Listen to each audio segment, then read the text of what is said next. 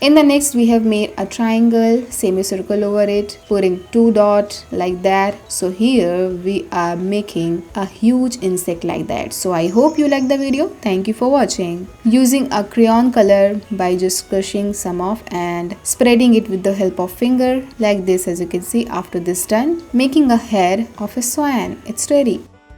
In the next, making a girl hair in a curly way. So just doing this, making the face. Again, we are using the same dry leaf, cutting it up in this way and put it up on its bun, its frog. It's ready.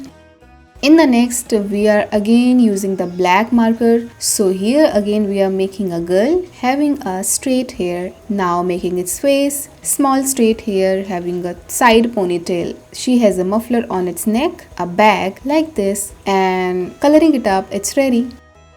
In the next, we are again making the same way of hair, a curly hair, and after this done, we are making a face and the body and the hand, its eyes, smiley, a cute thing on its face, making a heart, putting the pink on its cheek and red color on the heart and a blue line on its dress, or you can say a t-shirt.